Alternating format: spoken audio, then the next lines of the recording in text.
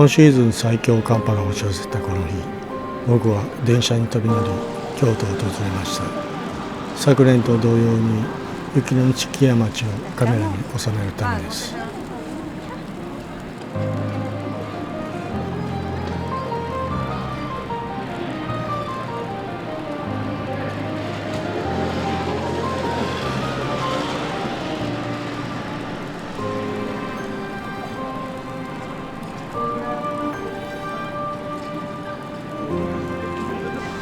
この日はアクションカメラのバッテリーが破損してしまい、ルミックス S5M2 で動画を撮りながらスチル撮影しています。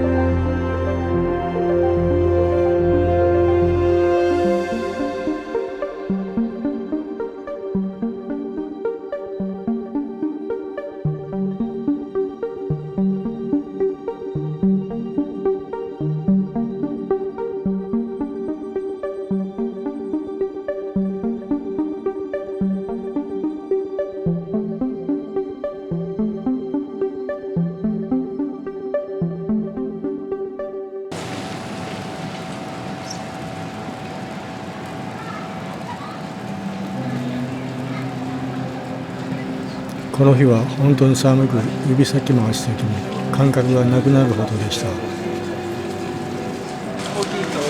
でもアクションカメラのバッテリー破損に切羽詰まって逆に開きがおり、無心になれました。それが撮り終わった後の爽快感に変わりました。僕はそんなマインドになれた時が一番冴える時です。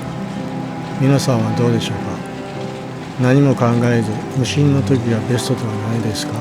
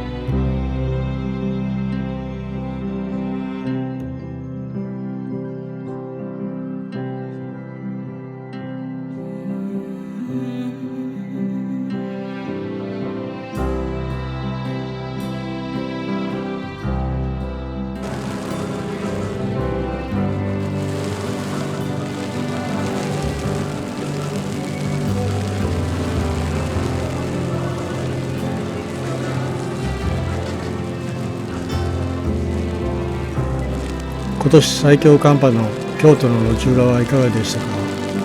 よければグッドボタンとチャンネル登録よろしくお願いします。感想やコメントなどをいただけると励みになります。